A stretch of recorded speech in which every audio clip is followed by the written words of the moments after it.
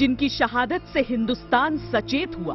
Uncertainty का माहौल था उस टाइम की, किसी को कुछ नहीं पता था कि एग्जैक्ट स्टेटस क्या है। वहाँ पाकिस्तान के 200 उग्रवादी थे, ये 6 आदमी थे। जिनके बलिदान से करगिल के षड्यंत्र का पर्दाफाश हुआ। मुझे तो पता नहीं था कि वो कहाँ गए, लेकिन मेरे से उसने बात फोन पे ये कही थी कि मम्मा मैं कहीं आगे जा रहा हूँ। एक मेरे जो में एक खास बात मैंने बचपन से देखी थी, जिस काम के पीछे मत लगते थे तो उसको पूरा करके ही छूटते थे।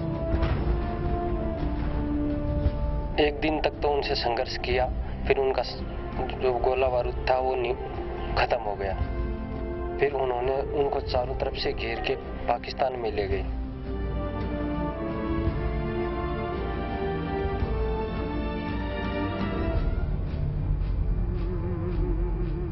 जिन्होंने राष्ट्र से गद्दारी की जगह दर्द और दहशत की इंतहा चुनी। मुंह के दांत भी तोड़े हुए थे, नाक भी काटे हुए थे, कान भी काटे हुए थे, नाखून भी निकाले हुए थे। यातना के 22 दिन चुने, सबसे खौफनाक मृत्यु चुनी। उनके सारे अंग भंग काट दिए थे, बिल्कुल कान में राड़ डालती थी, गर्म राड़ करके कानों में डालती थी।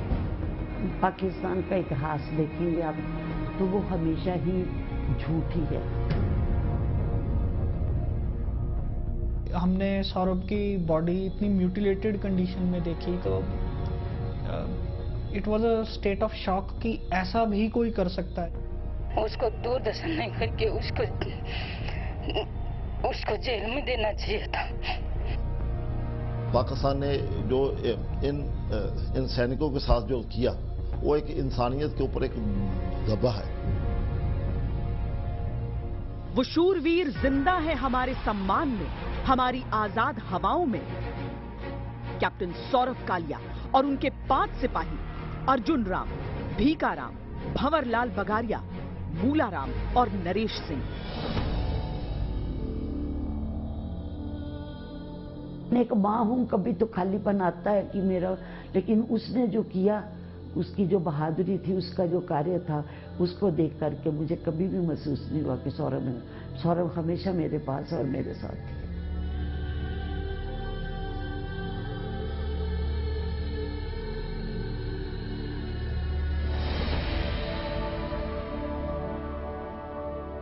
नमस्कार, जय हिंद, वंदे मातरम। जरूरी नहीं है कि जिसे पदक मिले वही वीर कहलाए।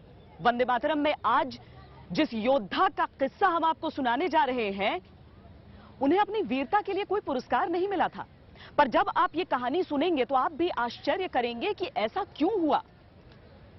ये कहानी है करगिल के पहले हीरो कैप्टन सौरभ कालिया और उनके वीरों की।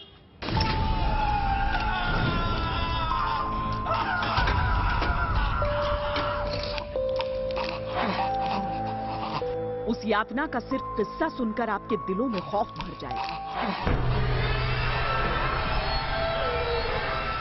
सोचिए 22 दिनों के टॉर्चर को कैसे सहा होगा उन सपूतों ने।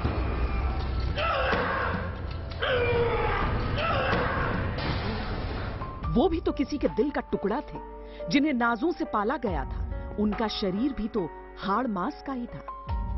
ये अलग बात है कि उनका हौसला फौलाद का था।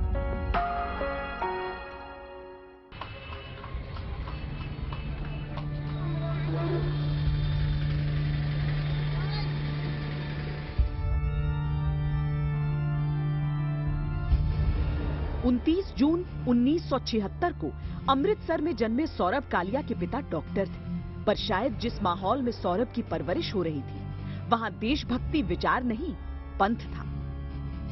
पालमपुर के इस स्कूल में पीढ़ियों की सैन्य परंपरा रही है। कैप्टन विक्रम बत्रा भी इसी स्कूल में सौरभ कालिया के जूनियर थे।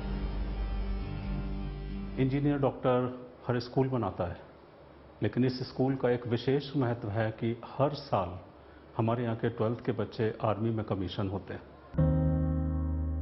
पढ़ाई और खेलकूद में अव्वल सौरभ ने ग्रेजुएशन पूरी करते ही सेना की परीक्षा दी और 1997 में आईएमए में चुन लिए गए। उनके पासिंग आउट परेड में उन्हें यूनिफॉर्म में देखकर घर वाले फूले नहीं समाये। उसने मुझे डरते डरते पूछा, अपने पापा से बोला कि शायद मेरी सिलेक्शन हो गई है, मम्मा मुझे नहीं भेजेगी। लेकिन जब वो मेरे पास आया, उसने मुझे कहा कि मम्मा मैं अगर आर्मी में सिलेक्ट हो जाऊंगा तो आप मुझे भेज देंगे। तो मैंने उसको नहीं बोला कि बेटा आप जाओ, मैं आपके कैरियर के आगे खड़ी नहीं होंगी। हमारे देश में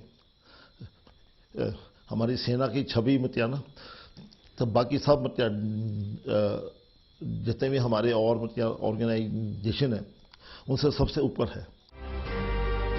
6 फीट 2 इंच के तगड़े नौजवान सौरभ को 4 जाट में कमीशन किया गया। 31 दिसंबर 1998 को रेजिमेंटल सेंटर में रिपोर्टिंग के बाद मध्य जनवरी में उनकी पहली पोस्टिंग करगिल में हुई। नहीं, उस समय तो मतलब पेपर में या कहीं भी मीडिया में या आर्मी में कोई ऐसा कुछ भी नहीं था अभी उधर कारगिल में कोई हलचल है या नहीं है। वो यही कहता था कि यार हमने तो बॉर्डर पे बैठना है। ज़्यादा स्ट्रेसफुल उनका है जो जिनकी यूनिट्स वैली में डिप्लॉयड हैं। भारत और पाकिस्तान के बीच एक अलिखित समझौता था कि जब ठंड का मौसम हो, बर्फ पड़ी हो, तो ऊंचाई के जो पोस्ट हो उन्हें दोनों देशों की सेनाएं छोड़ देती थी, पीछे आ जाती थी। और जब गर्मी का मौसम आता था, बर्फ पिघलती थी, तापमान सामान्य हो जाता था, तब जाकर दोनों तरफ से सैनिक अपने अपने पोस्ट्स पर वापस जाते थे। लेकिन 1999 में पाकिस्तान ने इस समझौते से ही छल कर दिया। 3 मई 1999 को ताशी नामगियाल नाम के एक गडरिये ने जो खबर दी, उसने सबके होश उड़ा दिए। और आपके बीच में कोई रास्ता जैसा दिखा दिया, तो मुझे सोचा यह तो टॉप क्रॉस करके ऊपर मत दिया, सोच के मैं दाएं तरफ ऊपर चढ़ते उसी रास्ते से चेक करते करते आया, तो वहाँ 6 बंदे नजर आए बंजू टॉप में। वो 6 बंदे क्या कर रहा था, बर्फ हट रहा था, पत्थर टूट रहा था, बिल्कुल हरकत कर रहा था। दरअसल सरहद के इस हिस्से से कभी घुसपैठ नहीं है, इसीलिए गडरिये की दी जानकारी किसी की समझ में नहीं आ रही थी, न ही इसे समूचे करगिल इलाके के संदर्भ में देखा जा रहा था। पर और भी कई ऐसी घटनाएं थीं जिसकी वजह से सतर्कता बरती जा रही थी। काक्सर में तैनात सौरभ कालिया को सेना में मुश्किल से 4 महीने का वक्त बीता था, जब मई के पहले पखवाड़े में उन्होंने गश्त ड्यूटी पर जाना शुरू किया। अपने पहले ही गश्त पर उन्हें कई अजीब संकेत मिले। वहां पे निश्चित रूप से पहले दुश्मन की हरकत हुई जिसके बारे में संकेत मिले, और उन्हीं संकेतों को पुख्ता करने के लिए, पक्का करने के लिए और मजबूत करने के लिए कैप्टन सौरभ कालिया शहीद और उनके 5 साथियों को भेजा गया कि आप जाइए और पता लगाइए कि बजरंग पोस्ट के इर्द गिर्द पाकिस्तानी फौज की क्या हरकत है। कैप्टन कालिया अब तक करगिल सेक्टर में 3 पेट्रोल कर चुके थे। 13 मई को बताया गया कि बजरंग पोस्ट के लिए एक और पेट्रोल पार्टी को निकलना होगा। Bajrang post line of control पर 14,000 फीट की ऊंचाई पर स्थित है। यूं तो इसका जिम्मा एक दूसरे अफसर को सौंपा गया, लेकिन बजरंग बली के कट्टर भक्त कैप्टन सौरभ कालिया ने खुद वहां जाने की पेशकश की। ऐसा अक्सर होता है फौज में, जहां पे लोग भक्त होते हैं, क्योंकि हमारा पेशा ऐसा है, हमारा काम ऐसा है, जहां पे हर वक्त भगवान की याद करते हैं लोग, और ये धर्म से ऊपर उठ के करते हैं। जब कारगिल की लड़ाई शुरू हुई मई के महीने में, उस समय उन्होंने खुद वॉलंटियर किया कि मैं पेट्रोल लेकर जाऊंगा और करेक्ट इंफॉर्मेशन लेकर आऊंगा कि बजरंग पोस्ट पे क्या दुश्मन की नफरी है। 14 मई को सौरभ कालिया की अगुवाई में 5 सैनिक बजरंग पोस्ट के लिए रवाना हो गए। दिन भर के ट्रैक के बाद जब वो भारतीय सीमा में बजरंग पोस्ट पर पहुंचे तो उन्हें कुछ गड़बड़ लगी। इससे पहले कि सैनिक कुछ समझ पाते, सामने से उन पर फायरिंग शुरू हो गई। बजरंग पोस्ट है ये, इसकी हाइट तकरीबन 13,000 से 14,000 फुट समुद्री तट के ऊपर है, और जब ये वहां पे पहुंचे इन्होंने देखा कि पाकिस्तानी फौज की हरकत थी, तो इनको आश्चर्य हुआ, क्योंकि वो हिंदुस्तान का इलाका था, उसके अंदर पाकिस्तानी फौज कैसे आ गई। तो वहां पे एंगेजमेंट शुरू हुई। पहले के 3 गश्त के अनुभव से कैप्टन कालिया को यह समझने में देर नहीं लगी कि हमला करने वाले पाकिस्तानी सैनिक हैं।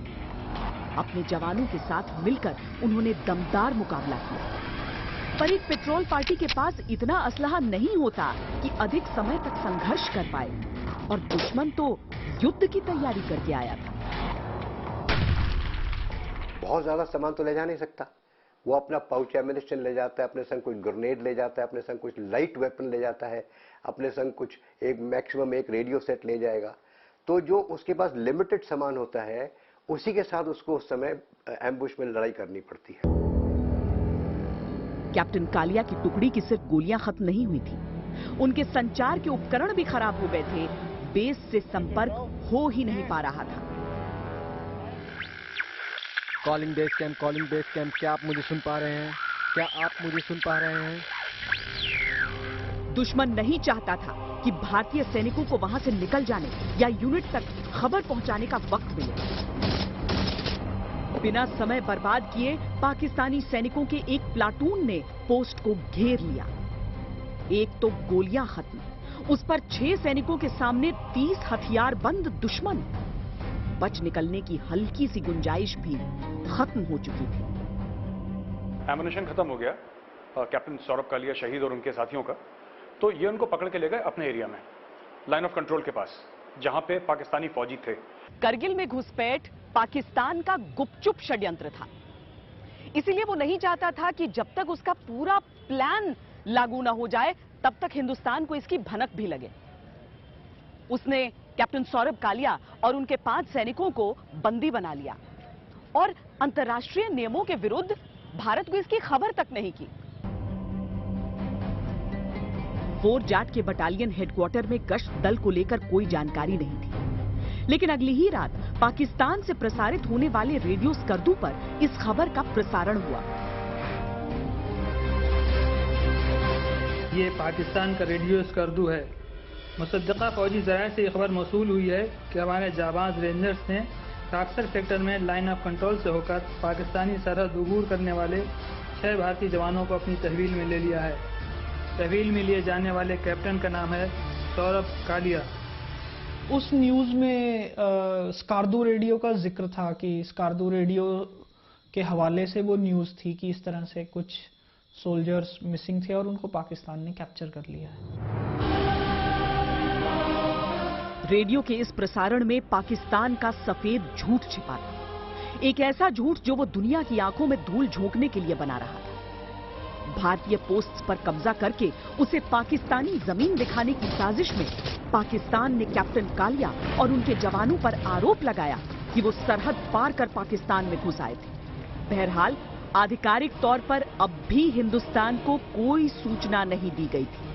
3 दिन तक कोई जानकारी नहीं मिलने के बाद भारत ने टोही दल को बजरंग पोस्ट की ओर रवाना किया, लेकिन आगे बढ़ने की कोशिश में उन पर गोलियां दागी गई।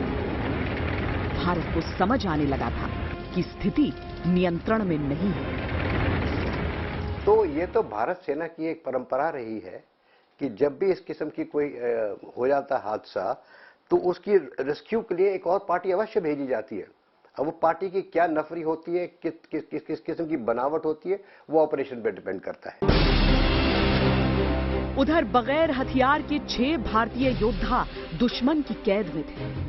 पाकिस्तान अपनी साजिश छिपाने के लिए उन्हें पकड़ लाया था, पर अब उनसे गुप्त जानकारी हासिल करने के लिए उन पर दबाव बनाने लगा। फोर जाट के ये सभी जवान बलिष्ठ थे, न केवल कद काठी से बल्कि हौसले से।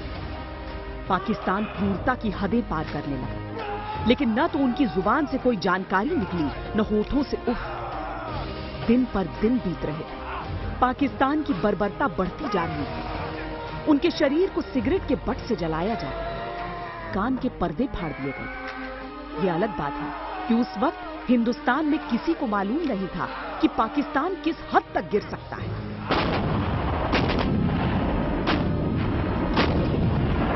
इस बीच 26 मई को ऑपरेशन विजय का ऐलान कर दिया गया। मोर्चे पर युद्ध छिड़ चुका था। पाकिस्तान अब भी कोशिशों में लगा था कि ये 6 सैनिक अपनी जुबान खोलें, कोई तो ऐसी जानकारी दे जिससे जंग में भारत की छोटी सी भी योजना का पता चल सके। लेकिन भारत मां के इन सच्चे सुपूतों ने दर्द से ऐसी दोस्ती कर ली कि अमानवीय यातनाओं ने भी हार मानी।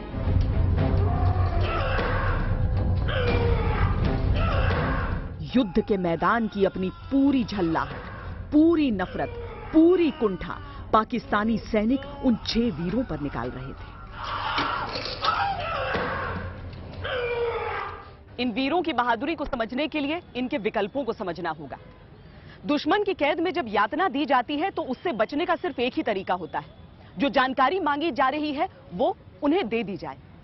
पर इन वीरों के एक एक नाखून उखाड़े गए, इनके कान का पर्दा फाड़ दिया गया, इनकी आंखें फोड़ दी गईं, लेकिन गद्दारी का एक लफ्ज इनकी जुबान से नहीं निकला।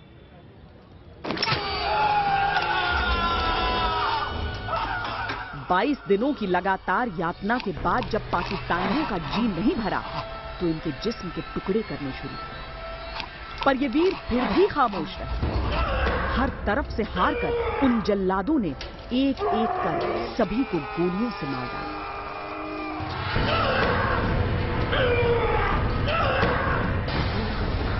पाकिस्तान के झूठ की हद देखी।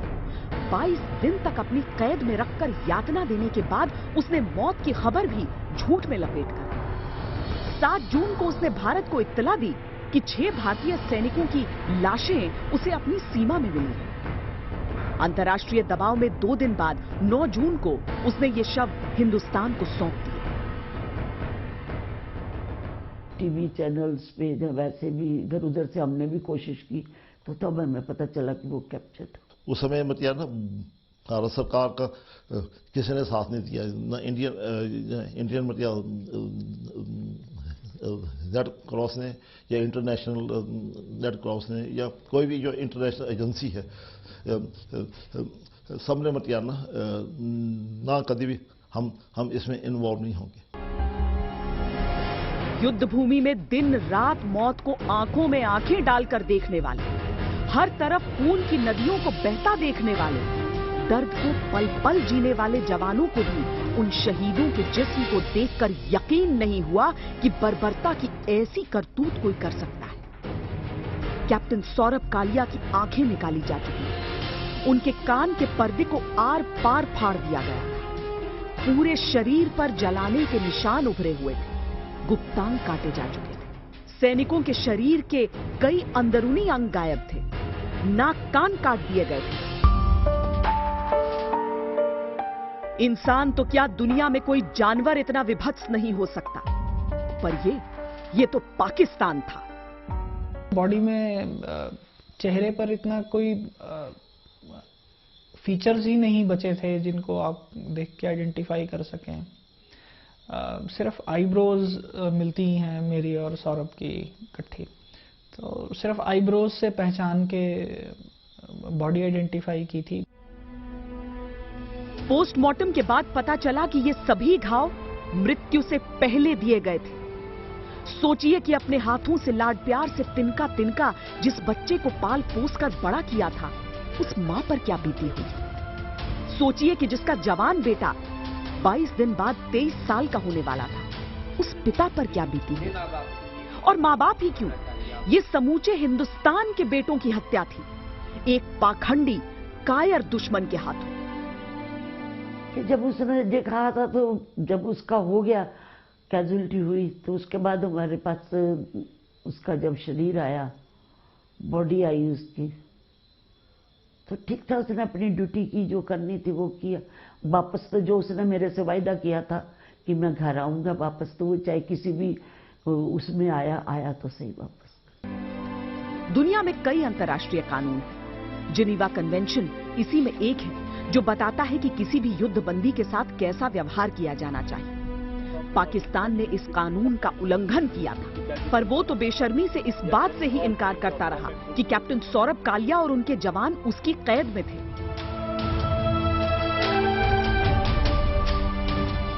तुलना में हिंदुस्तान ने न केवल करगिल के युद्धबंदियों को पाकिस्तान को लौटाया, बल्कि युद्ध में मारे गए जिन सैनिकों की लाश पाकिस्तान पीछे छोड़ जाता था, उन्हें सैन्य सम्मान के साथ दफनाया जाता। जंग के बाद जब हिंदुस्तान ने सौरभ कालिया के मुद्दे को उठाया, तो पाकिस्तान के तत्कालीन मंत्री रहमान मलिक ने कहा कि भारतीय सैनिकों की मृत्यु मौसम की वजह से हुई होगी। पर कुछ ही महीनों बाद एक मंच पर अपनी बहादुरी का बखान करते हुए पाकिस्तान के एक सैनिक की जुबान से सच निकल गया। अल्लाह का करना यूं हुआ कि उनके 6 बंदों ने लेफ्टिनेंट कालिया के साथ रेकी के लिए हमारी तरफ एडवांस किया, मगर हुआ यह कि वो एडवांस तो हमारे ऊपर कर रहे थे, लेकिन वो शिकार करने के लिए आए थे और खुद शिकार हो गए। कैप्टन सौरभ कालिया और उनके साथ अर्जुन राम, भीका राम, बनवारी लाल, मूला राम और नरेश सिंह को आज भी इंसाफ नहीं मिल पाया है। दरअसल भारत इस मसले पर तीसरे पक्ष का हस्तक्षेप नहीं चाहता और पाकिस्तान अपनी गलती मानने को तैयार नहीं। कैप्टन सौरभ कालिया के माता पिता ने अपना पूरा जीवन इस धर्म युद्ध में झोंक दिया है। सरकारों का तो मालूम नहीं, पर देश की दुआएं उनके साथ हैं।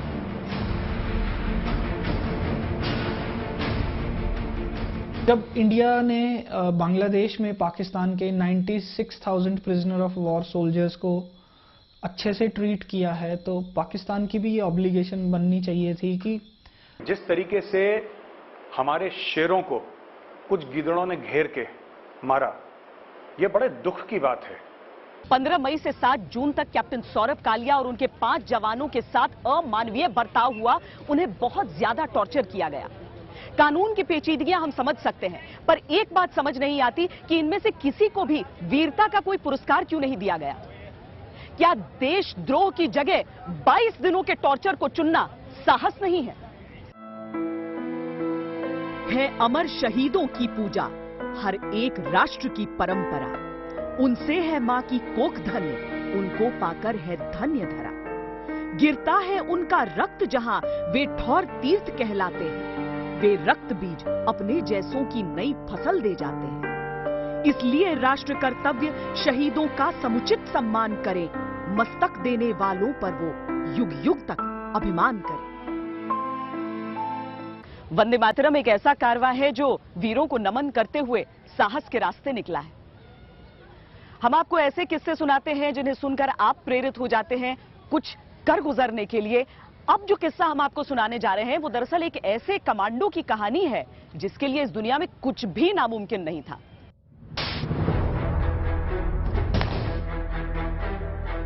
वो रैम्बो था और रैम्बो ही रहा। 66 तो उसने विद और छतरी जंप किए।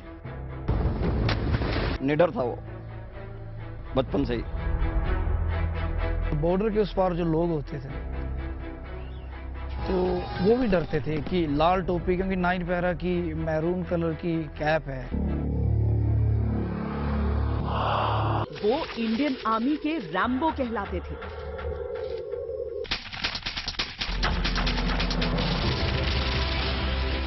धरती के किसी भी कोने में कोई मिशन ऐसा नहीं था जिसे मेजर सुधीर वालिया पूरा न कर पाए।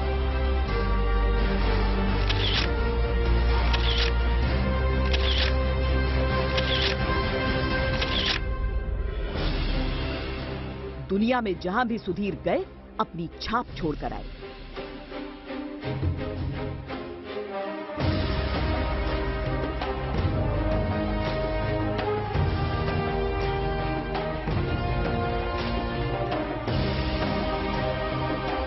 मेजर सुधीर वालिया बहुत बहादुर थे, बहुत हिम्मत थी और बहुत जोशीले थे। कभी भी कोई टारगेट मिलता था, कोई ऑपरेशन मिलता था तो खुद वो उसमें पार्टिसिपेट करने के लिए जो वो अग्रेसिव रहते थे। तो हर एक काम में अच्छे रिमार्क्स लाना और यूनिट के लिए भी नाम करना, उसके लिए वो फेमस हो चुके थे। क्योंकि उसके कारनामे अपने क्लास फेलोज से, अपने स्कूल फेलोज से या अलग जो फौजी लोग हैं उनसे जगह जगह सुनने को मिलते थे कि सुधीर ने ऐसे किया, सुधीर ने ये किया, एडीसी से चला गया जनरल मलिक के एडीसी रहे हैं वो। तो बहुत सारी बातें, बहुत सारे किस्से सुनने को मिलते थे लोगों से। मिलना चाहता था, मिल नहीं पाया। ये एक गरीब बच्चे के संघर्ष की कहानी है। संघर्ष अपने सपनों से। वो बच्चा जो बेबसी को देखता था पर बेबसी को समझता नहीं था। वो बच्चा जो जरूरतों को महसूस करता था पर जरूरतों से बोझिल नहीं होता था। वो बच्चा जो अपना लक्ष्य जानता था पर उस लक्ष्य के फासले से परेशान नहीं होता था। पालमपुर में सेना के सूबेदार रूलिया राम का होनहार बेटा सुधीर हिमाचल के एक छोटे से गांव बनूरी के प्राइमरी स्कूल में पढ़ता था। वहां जमीन पे दरी बिछाकर पढ़ाई कराई जाती थी। क्योंकि गरीब घरों के बच्चे उस स्कूल में पढ़ते, स्कूल का कोई यूनिफॉर्म नहीं था, पर जब सुधीर चमकते लाल यूनिफॉर्म में सुबह सुबह दूसरे बच्चों को आते जाते देखते तो इस फर्क को समझ नहीं पाते थे। उसको यहाँ मनोरी स्कूल में यहाँ कोई स्कूल नहीं लग रहे थे और इतनी हमारी समर्था नहीं थी कि हम उनको पालनपुर तक पहुँचाएँ। लेकिन उस वक्त ये एक बैग छोटा सा लेकर और कंधे पर बोरी रखी होती थी और नीचे बोरी बिछानी, रेते में बैठना और पढ़ना। लेकिन पढ़ता ठीक था, स्कूल से आना तो भी अपनी पढ़ाई का ख्याल रखना। तो उसने बोला, पापा ये सफ़ेद कपड़ों में कैसे कौन जाता है? मैं कहे बच्चे जो हैं ये इसमें मिलिट्री स्कूल में पढ़ते हैं और कल को ये अफसर बनेंगे। तो उसके दिल में वहीं से एक बात आ गई कि मैं भी अफसर बनूंगा और मैं अच्छे कपड़े पहनूंगा और मैं भी पढ़ूंगा। तो उसने और जोर लगाना शुरू कर दिया। पिता ने कहा मेहनत करनी होगी, तो सुधीर ने इसे ब्रह्म वाक्य मान लिया। इतनी मेहनत की कि बगैर किसी कोचिंग एंट्रेंस टेस्ट पास कर सैनिक स्कूल में दाखिला हो गया। और जब 12वीं के बाद नेशनल डिफेंस एकेडमी की परीक्षा दी तो इंटरव्यू का बुलावा आ गया।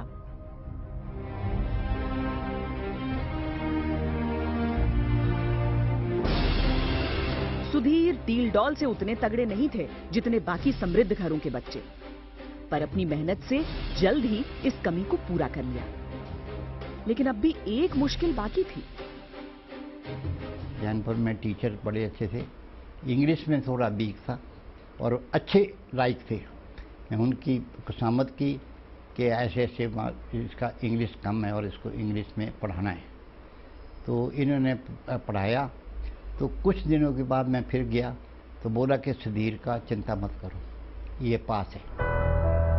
एनडीए से पास होने के बाद सुधीर को देहरादून स्थित आईएमए में दाखिला मिला और जहां देश के सर्वश्रेष्ठ योद्धा तैयार किए जाते हैं, वहां पासिंग आउट परेड में उन्होंने अपनी कंटिंजेंट को लीड किया। हमें बहुत दिल खुश हो रहा था और अच्छा लग रहा था जब वो आगे सबसे आगे चल रहा था, अपने स्क्वाड को कंपनी को लीड कर रहा था। जब उसने अपनी तलवार सीधी की तो मैंने बोला अभी मेरा दिल खुश हो गया। मेरी वाइफ भी मेरे साथ थी। बोले क्या बात? मैं गया वो देखो सुधीर को कैसे जा रहा है। एक सिपाही का बेटा जब अफसर बना तो पूरे घर में खुशियों की लहर दौड़ गई। और घर ही क्यों, पूरा गांव खुश था, क्योंकि अब तक ऐसा कभी नहीं हुआ था कि कोई व्यक्ति उस गांव का सेना में अफसर बना हो। सुधीर वालिया की जिंदगी में बहुत कुछ बदल रहा था। अगर कुछ नहीं बदल रहा था तो उनके सपने देश सेवा के। 11 जून 1988 को वो सेना की जाट रेजिमेंट में कमीशन हो गए। उस वक्त भारतीय सेना श्रीलंका में शांति बहाली मिशन पर थी। 70,000 भारतीय सैनिकों में युवा सुधीर वालिया भी शामिल थे। अपनी बहादुरी और प्रतिभा से उन्होंने वहां भी अपनी छाप छोड़ी।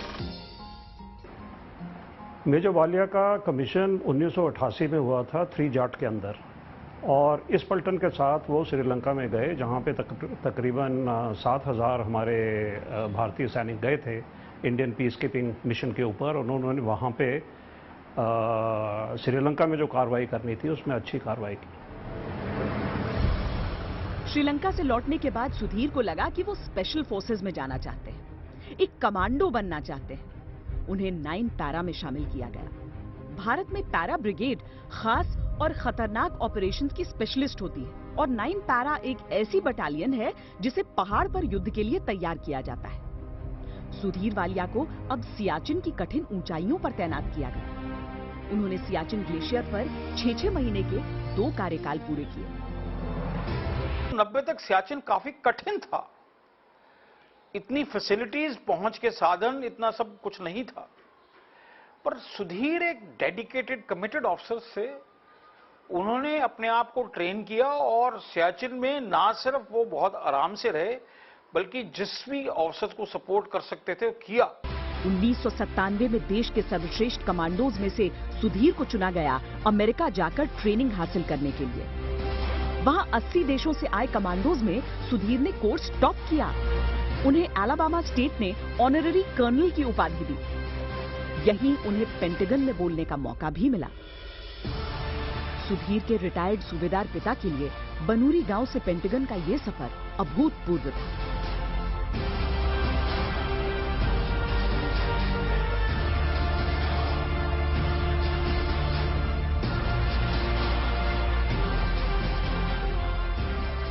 अच्छी कंट्रियाँ थी, उसमें आप देख रहे हैं यहाँ पर वो उसका वो पड़ा हुआ है पेंटागन में, वहाँ पर उसका बड़ा अच्छा रिकॉर्ड आया।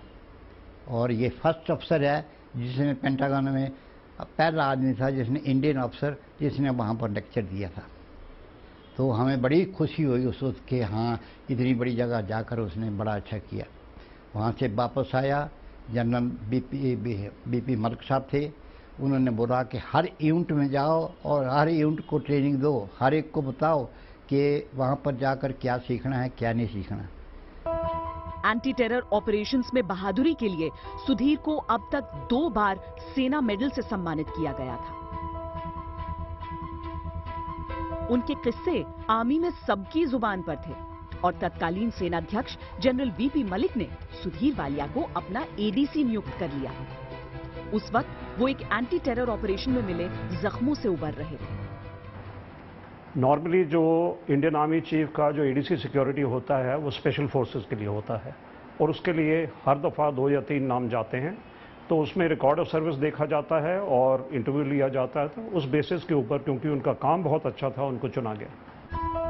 चीफ के दफ्तर में कई दफा उन्हें छेड़ा जाता था कि 30 की उम्र पार करने पर भी वो कुंवारे क्यों हैं। दरअसल इसकी एक दुख भरी कहानी है जिसका जिक्र जनरल वीपी मलिक ने अपनी किताब में किया है। वे अविवाहित थे और शुरू में अपने परिवार के विषय में अधिक नहीं बताते थे। धीरे धीरे हमें उनके परिवार के विषय में पता चला। उनके पिता थल सेना से सूबेदार के रूप में सेवानिवृत्त हुए थे। सुधीर अपनी मां को बहुत चाहते थे और वो उन्हें दुनिया की हर संभव खुशी देना चाहते थे। उनसे एक छोटे भाई थे जो विकलांग थे और एक बहन थी जो कॉलेज में पढ़ती थी। भाई बहन में सबसे बड़े होने के कारण वे अपने परिवार के प्रति जिम्मेदार थे। सुधीर अपनी शादी के लिए कोई जल्दी में नहीं थे। ऐसा अफसर नहीं मिल सकता जनरल साहब की तरह भी, जो उसको इतना प्यार करता था। मैडम बोल रही थी, वो जब उसके पास गया उसने मिठाई का डब्बा दिया तो मैडम ने बोला सुधीर, बोला हाँ मैं आपकी एक बात नहीं माना। बोले क्या? बोले शादी नहीं की। बोले मैडम मेरा भाई और मेरी बहन एडजस्ट हो जाएंगे तो मैं शादी करूंगा। चीफ के एडीसी के पद पर सुधीर वालिया को अब तक 2 साल हो चुके थे। इस बीच 1999 में करगिल में भीषण युद्ध छिड़ गया था।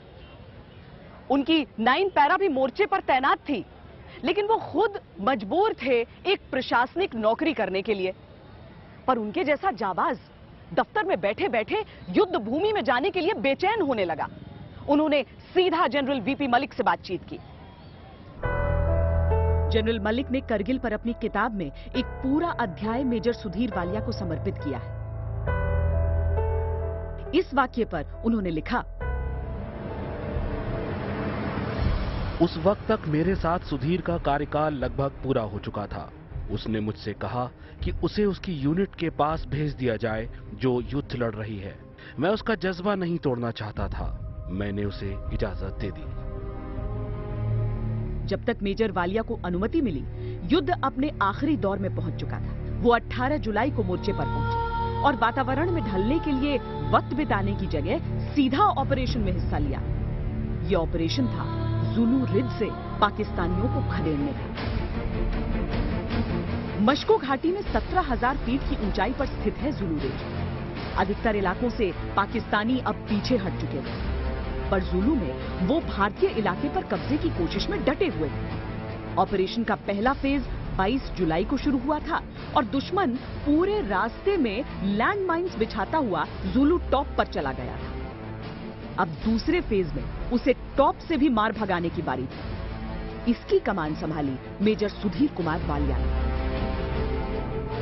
जब वो एडीसी की ड्यूटी कर रहे थे उस वक्त कारगिल की लड़ाई शुरू हुई और तब वो जनरल वेद मलिक के साथ ही थे, पर उन्होंने स्पेशल लीव ली और जाकर के अपनी पलटन के साथ कारगिल के अंदर लड़ाई ली और उनकी टीम ने जाकर के जो जुलू रिज था उसको ऑक्यूपाई किया। पहले उन्होंने बेहद सावधानी से रास्ते को क्लियर किया, फिर चोटी पर जो मुकाबला हुआ उसमें 13 पाकिस्तानियों को मार गिराया।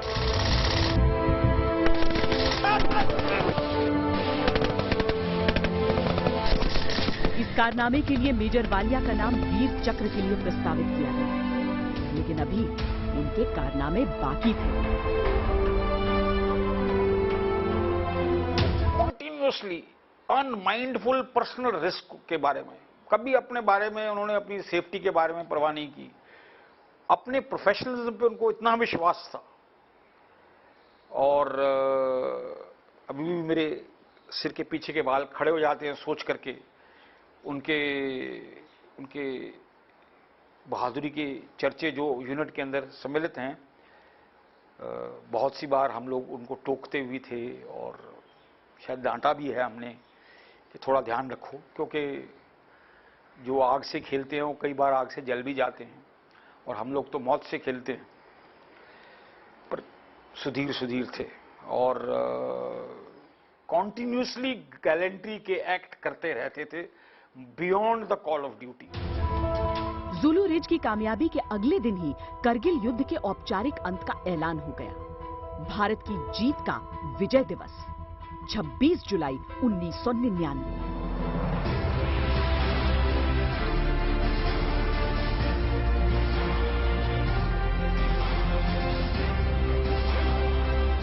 मेजर सुधीर कुमार वालिया ने श्रीलंका में भारत का मिशन पूरा किया था। उन्होंने सियाचिन में 2 पोस्टिंग काटी थी, कई एंटी टेरर ऑपरेशंस में हिस्सा लिया था। 2 दफा ऐसे ही कठिन ऑपरेशंस के लिए उन्हें सेना मेडल से सम्मानित किया गया था। करगिल युद्ध छिड़ा तो वहां पर उन्होंने लैंडमाइन से पूरा इलाका साफ किया था, जुलू टॉप पर कब्जा किया था, दुश्मन को मार गिराया था। उनके दोस्त मजाक में कहा करते थे कि तुमने अपनी 9 जिंदगियां जी ली हैं, अब सावधान रहा करो।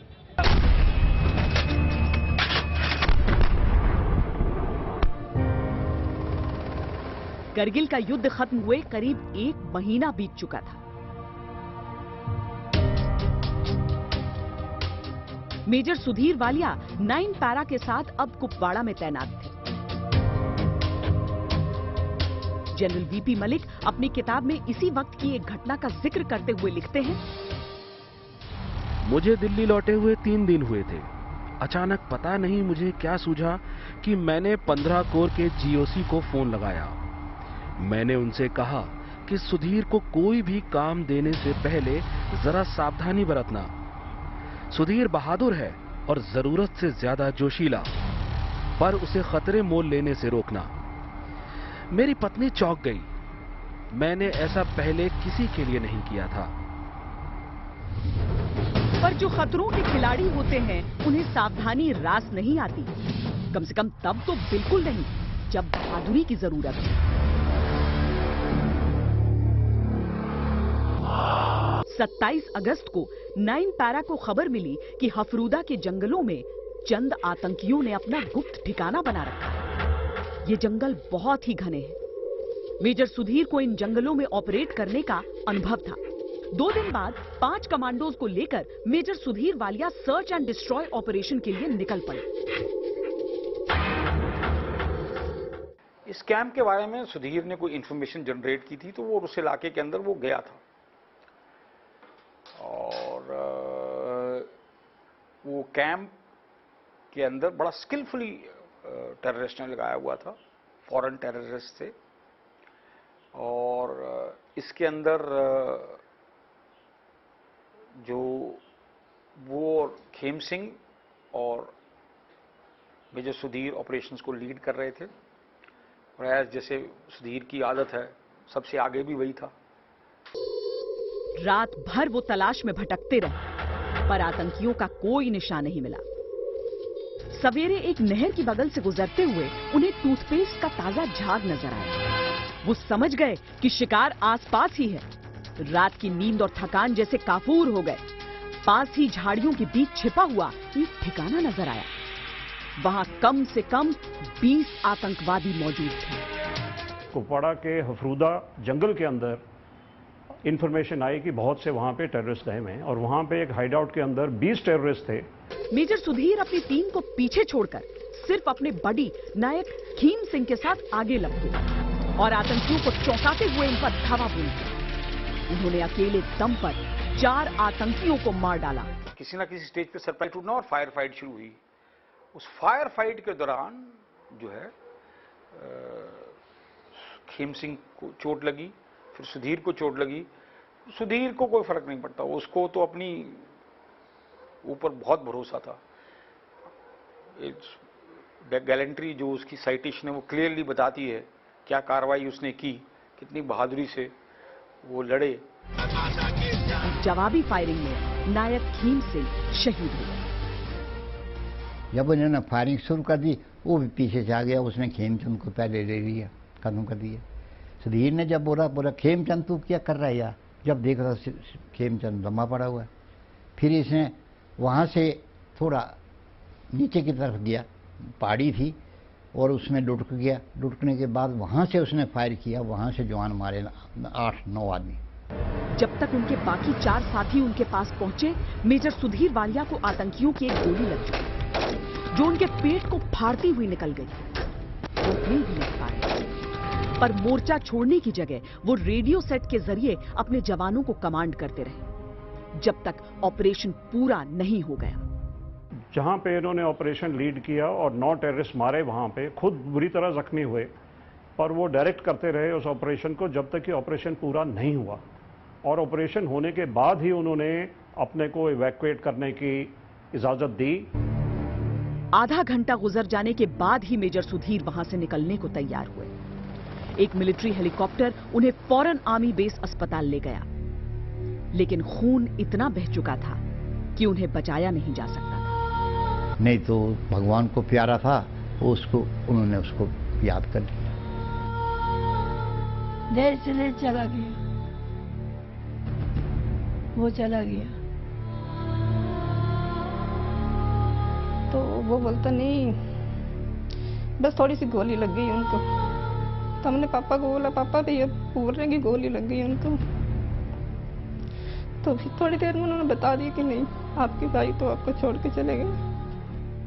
वो तो शहीद हो गए, चले गए। उनके मानते हैं हम कि उनके माँ बाप के लिए तो एक घाटा है, वो तो हम पूरा नहीं कर सकते, पर उनसे हमें इतनी ज़्यादा प्रेरणा मिलती है कि हर बच्चा, मैं सोचती हूँ हर नागरिक जो है जब इन शहीदों के बारे में सुनता तो वो अपने देश के प्रति अपना जहाँ भी है अपने प्राण न्यौछावर करने के लिए तैयार रहते हैं। हफरूदा के उन जंगलों में उस दिन मौत को बहुत गुमान हुआ होगा। उसने एक ऐसे अफसर को लील लिया था जो उसे बार बार चुनौती देता था और जीत जाता था। सचमुच मौत उन्हें छू भी नहीं सकती थी, और जब आखिरकार छू पाई तब भी जीत मेजर सुधीर वालिया की ही हुई। वो मरे नहीं, अमर हुए।